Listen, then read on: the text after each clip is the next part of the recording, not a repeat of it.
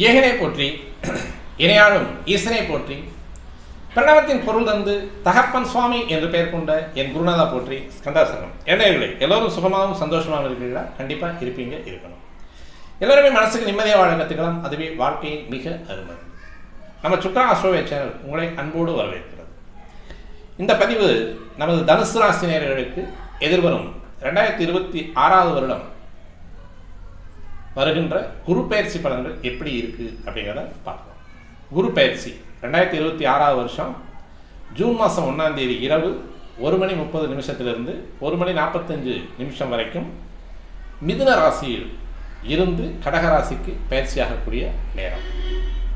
இந்த நேரத்தில் தனது ஒரு ராசி, குருவினுடைய ஒரு ராசி மீனராசியை லக்கணமாகவும், இன்னொரு ராசி அதாவது உங்களுடைய ராசியை ராசியாகவும் கொண்டு கேதனுடைய மூல நட்சத்திரம் 1ஆம் பாதத்தில் தான் பயிற்சியாகி கடகராசிக்கு வர்றார்.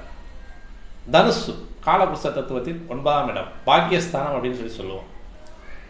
பொதுவாகவே இந்த இடம் தனுசு ராசி அப்படின்றது பாக்கியஸ்தானமாக 9ஆம் இடமாக காலபுருஷ தத்துவத்துக்கு வந்தாலும் சிலருக்கு அந்த பாக்கியங்கள் கிடைக்கிறது அப்படிங்கிறது கேள்விக்குறியாகவே இருக்குது. தனுசு ராசி அப்படின்னாலே கொஞ்சம் சிரமப்படக்கூடிய ராசியாகவே இருக்குது. ஏன்னா இங்கே ஒரு மனசு அப்படின்றது எடகன மனசு. இந்த தனுசு ராசி அப்படின்றது எப்போவுமே எல்லா தனுசு ராசி நேயர்களும் அது இருக்கக்கூடிய கேதனுடைய நட்சத்திரம் மூலம் 1, 2, 3, 4 பாதத்தில் பிறந்தவங்களாக இருந்தாலும் சரி, பூராடம் 1, 2, 3, 4 பாதத்தில் பிறந்தவங்களாக இருந்தாலும் சரி, உத்திராடம் 1 பாதத்தில் பிறந்தவங்களாக இருந்தாலும் சரி, இந்த 3 கிரகங்களுடைய 9 நட்சத்திர பாதங்களில் பிறந்தவங்களாக இருந்தாலும் பொதுவாக தனுசு ராசினாலே கொஞ்சம் சிரமப்பட்டு தான் மேலே வரக்கூடிய வாழ்க்கை அப்படின்றது. முற்பகுதி வாழ்க்கை கொஞ்சம் கடினமான வாழ்க்கையாகவும், பிற்பகுதி வாழ்க்கை கொஞ்சம் ஒரு அனுபவிச்சு வாழக்கூடிய வாழ்க்கையாகவும் இருக்குது. மற்றபடி தனுசு ராசி அப்படின்னா அந்த காலபுருஷ தத்துவத்தின் 9ஆம் இடம் அப்படின்னு சொல்லக்கூடிய குருவனுடைய தன்மை என்னவோ அந்த தன்மையாகவே அந்த ராசியில் பிறந்த ஒரு அமைப்பு அப்படின்றது எல்லா ராசிக்காரங்க, அதாவது எல்லா தனுசு ராசிக்காரங்களுக்கும் நேரடியாக வரக்கூடிய அனுபவம். இந்த ராசியினுடைய நாயகன் குரு, அதாவது ஜோதிடத்தில் முதன்மை சுபகிரகம் அப்படின்னு சொல்லுவாங்க. அந்த முதன்மை சுபகிரகம் தான் இந்த இடத்துல மூலத்திரிகோணம் எடுக்கக்கூடிய ஒரு அமைப்பு. ஆட்சி மூலத்திரிகோணம் ரெண்டுமே இங்கே தான். அப்போ குருவை ராசி நாயகனாகவும், கேதனுடைய மூல நட்சத்திரம் 1, 2, 3, 4 பாதங்களையும், சுக்கரனுடைய பூராடம் 1, 2, 3, 4 பாதங்களையும், சூரியனுடைய உத்திராடம் 1ஆம் பாதத்தையும் நட்சத்திர பாதங்களாக கொண்டு குருவை ராசி நாயகனாக வைத்து பிறந்த ஜாதகர்கள் அனைவருமே தனுசு ராசினியர்கள். உங்களுக்கு எப்படி இந்த குரு பயிற்சி இருக்க போகுது? உங்களுடைய ராசிநாதன் தான் இதுவரைக்கும் 7ஆம் இடத்தில் இருந்தார். நல்ல பலன்களை வாரி தந்த குரு 1, 4 கூடையவராக இருக்கார். ஆனாலும் 7ஆம் இடம் அப்படின்னு சொல்லக்கூடிய இன்னொரு விஷயம் சின்ன ஒரு வருத்தத்தை தரக்கூடிய விஷயமாகவும் இருக்கும். அதை சின்ன சின்ன சங்கடங்களை சந்தித்த தனுசு ராசி நேயர்களாக இருப்பீங்க. சில உறவுகளை இழந்த தனுசு ராசி நேயர்களாக இருப்பீங்க. சமுதாயத்தில் கொஞ்சம் கஷ்டமான பேரை வாங்கின தனுசு ராசி நேயர்களாக. ஏன்னா 7ஆம் இடத்துல இருந்த குரு அந்த வேலையெல்லாம் செய்வார். ஏன்னா 7ஆம் பாவம் அப்படின்னு சொல்லக்கூடியது அதாவது கணவன் மனைவி, நல்ல நட்பு உறவு, நண்பன் எதிரி ரெண்டையுமே சொல்லலாம். 6ஆம் பாவம் தான் எதிரின்னு சொல்லக்கூடாது. 7ஆம் பாவம் நல்ல நண்பர்களும் இருக்காங்க, துரோகிகளும் இருக்காங்க, எதிரிகளும், அதை எல்லாமே சேர்ந்தது தானே 7ஆம் பாவம். தனியாக பிரித்து வர்றதானே 6ஆம் பாவம் எதிரி அப்படின்னு சொல்லக்கூடியது. எதிரியை அடையாளம் கண்டலாம். துரோகியும் அந்த நண்பர்களோடு இருக்கக்கூடிய துரோகியை அடையாளம் காண முடியாது. அப்போ அந்த துரோகத்தையும் தாங்கிய ஒரு வருஷம் 2025, 2026 குரு மிதுன ராசியில் இருந்தது. அப்போ உங்களுடைய ராசினால 8ல் போய் மறைகிறார். பொதுவாக நல்லது அல்ல. 4 கூடையும் 5ஆம் இடத்துல போய் உட்கார்றது நல்ல விஷயம்தான். அப்போ சொத்து பத்து, படிப்பு, மனசுக்கு தகுந்த மனசுக்கு நிம்மதியான சந்தோஷமான ஒரு நிகழ்வுகள் நடக்கிறதுக்கான வாய்ப்பு நிறைய இருக்குது 8ல் போய் மறைஞ்சாலும். பொதுவாக 8ல் குருவுக்கு மறைவு உண்டு. 6ல் தான் குருவுக்கு மறைவு இருக்காது. 8ஆம் பாவம்ன்றது குருவுக்கு மறைவாக தான் இருக்கும். இது 8ஆம் பாவம் அப்படின்றது பொதுவாக குரு அந்த இடத்துல போய் உட்காரும்போது கலவி உறுப்புகள் அப்படின்னு சொல்லக்கூடிய ஜன உறுப்புகளில் கொஞ்சம் ஜாக்கிரதையாக இருக்கணும். பொதுவாகவே கலவி அப்படின்னு சொல்லக்கூடியது ஒரு 30லேருந்து ஒரு 45 வயசுக்குள்ளே இருக்கிறவங்களுக்கு அந்த தாம்பத்தியம் அப்படின்றது கொஞ்சம் சிரமத்தை கொடுக்கக்கூடிய ஒரு அமைப்பையும் இருக்கும். அதே மாதிரி அந்த ஜனன உறுப்புகளில் வரக்கூடிய அந்த நீர்த்தாரைகளில் சின்ன சின்ன வீக்கங்கள், கட்டிகள், கருப்பையில் கட்டிகள் வர்றது, அதாவது ரீஜெனரேஷன் அப்படின்னு சொல்லக்கூடிய அந்த உறுப்புகள், ரீஜெனரேஷன் ஆர்கன்ஸில் வரக்கூடிய அந்த ஒரு சிரமத்தை, அதாவது இந்த நோய்வாய்ப்படக்கூடிய ஒரு அமைப்பு அப்படின்றது அல்லது சில பேர்த்துக்கு இந்த கற்பப்பை எடுக்கக்கூடிய ஒரு அமைப்பு, இது எல்லாமே இந்த 8ஆம் பாவத்தில் இருக்கக்கூடிய குரு செய்வார். ஏன்னா ஆயுள் பாவத்தில் வந்து குரு உட்காரக்கூடிய அமைப்பு. ஆயுள் பாவத்தில் சனி உட்கார்றது வந்து ப்ளஸ்ஸாக இருக்கும், ஆயுள் பாவத்தில் குரு உட்கார்றது வந்து கொஞ்சம் மைனஸை கொடுக்கும். இப்போ தனுசு ராசினியர்களுக்கு வந்து இதுவரைக்கும் 7 உட்காந்த குரு வந்து கொஞ்சம் சிரமத்தை கொடுத்தே சார், இப்போ 8 உட்காந்தா இன்னும் கொஞ்சம் சிரமம் அப்படின்னு சொல்லி சொல்கிறீங்களே அப்படின்னா வேறு வழி இல்லை. 8 உட்காரக்கூடிய குரு மறைகிறாரு. மறைஞ்சாலும் இந்த குருவினுடைய அமைப்பு அப்படின்றது 8ஆம் பாவத்தை கெடுக்கக்கூடிய அமைப்பு. வம்பு வழக்கு ஒரு மாதிரியான ஒரு அந்யோன்ய போக்கெல்லாம் வந்து கெடுக்கிறதுக்கான வாய்ப்புகள் நிறையவே உண்டு. அதனால் வந்து எந்த நேரமும் கொஞ்சம் சர்வ ஜாக்கிரதையாக நடந்து கொள்ளக்கூடிய ஒரு காலகட்டத்தை இந்த குரு உங்களுக்கு கொடுக்குறாரு அப்படிங்கிறது வந்து தெளிவான உண்மையை விளக்கி காட்டுகிறது. அதனால் வந்து கொஞ்சம் ஜாக்கிரதையாகவே இருக்கணும், எதிரையும் உஷாராக இருக்கணும், கொஞ்சம் முன்னெச்சரிக்கையாகவும் முன்ஜாக்கிரதையாகவும் இருக்கக்கூடிய ஒரு அமைப்பு.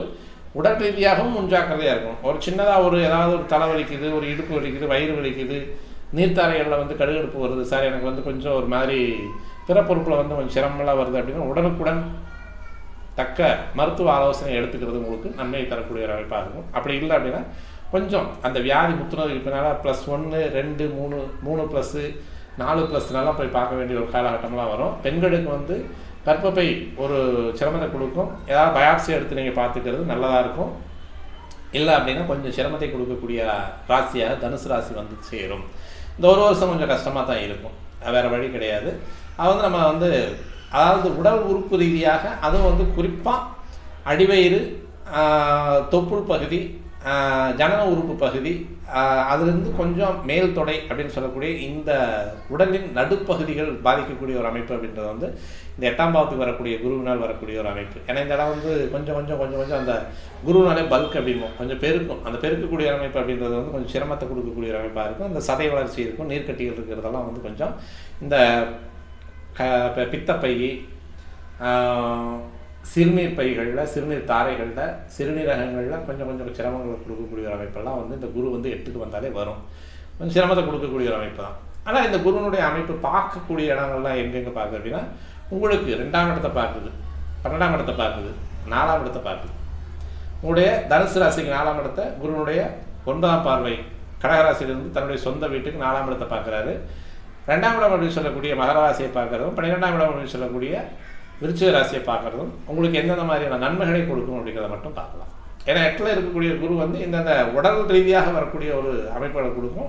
இதன் மூலமாக ஒரு ஹாஸ்பிட்டலைசேஷன் அப்படின்னு சொல்லக்கூடிய மருத்துவமனைக்கு போகக்கூடிய அவசர சிகிச்சை போகக்கூடிய ஒரு அமைப்பெல்லாம் கொடுக்கும். இருந்தாலும் இந்த 12ல் இருக்கக்கூடியது, 12ம் வந்து ஐசோலேஷன் தானே, 12ஆம் இடத்தை பார்க்கக்கூடியது தானே. இந்த மாதிரியான ஒரு விஷயங்கள்லாம் ஒரு சிரமங்களையெல்லாம் கொடுத்தாலும் இந்த 12ஆம் பாவத்தை பார்க்கக்கூடிய குருவுடைய அமைப்பு அப்படின்றது வந்து பெருசாக வந்து அந்த நோயை வந்து தீவிரப்படுத்தாது. நோய்க்கான மருந்துகளும் நோய்க்கான சிகிச்சைகளும் அப்பப்போ கிடைச்சி கொஞ்சம் ஓரளவுக்கு ரெக்டிஃபை ஆகி வெளியே வர்றதுக்கான வாய்ப்புகள், ரெக்கவரிங் ஆகிறதுக்கான வாய்ப்புகள் நிறையவே உண்டு.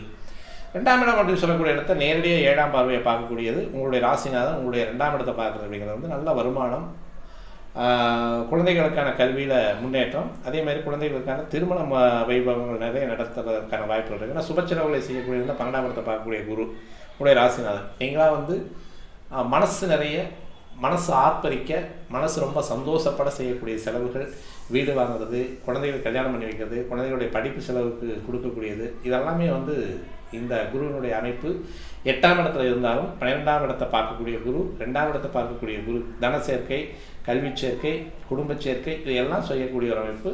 தனுசு ராசினியர்களுக்கு வந்து இதுவரைக்கும் கல்யாணமாகாதவங்களுக்கு வந்து சீக்கிரமாக இந்த வருஷம் கல்யாணமாக இருக்கிற வாய்ப்புகள் நிறையவே உண்டு. அதே மாதிரி கல்வியில் தடைகளாக இருக்கக்கூடிய தனுசு ராசினியர்களும் கல்வித்தடை நீங்கக்கூடிய ஒரு அமைப்பு உண்டு. அந்த கல்விக்கான பொருளாதாரத்தை சேர்த்துக் கொள்ளக்கூடிய ஒரு அமைப்பு காலகட்டமும் உண்டு. அதே மாதிரி இதுவரைக்கும் நாங்கள் வீடு வாங்கலை சார், எங்களுக்கு வாகனம் அமையலை, வீடு அமையலை அப்படிங்கிறவங்களுக்குமே இந்த வருஷம் வந்து வீடு வாகனங்கள் அமையறதுக்கான வாய்ப்புகள் நிறையவே உண்டு. ஏன்னா சொந்த வீட்டை பார்க்கக்கூடிய குரு அந்த 4ஆம் பாவத்திற்கான பாவங்களுடைய பலன்கள் பூராமே தருவதற்கு ஆயத்தப்பட்டவராக இருக்கிறார். இப்போ 8ஆம் இடத்தில் இருக்கக்கூடிய குருனுடைய அமைப்பு வந்து கொஞ்சம் கஷ்டத்தை கொடுத்தாலும் 4ஆம் இடம் அப்படின்னு சொல்லக்கூடிய தாய், உறவு வழி, சொந்தங்கள், தாயினுடைய உடல் நலம், தாயினுடைய ஒரு அன்பு பாசத்தை நீங்கள் வாங்கக்கூடிய ஒரு அமைப்பாக இருக்கும், நல்லா இருக்கும்.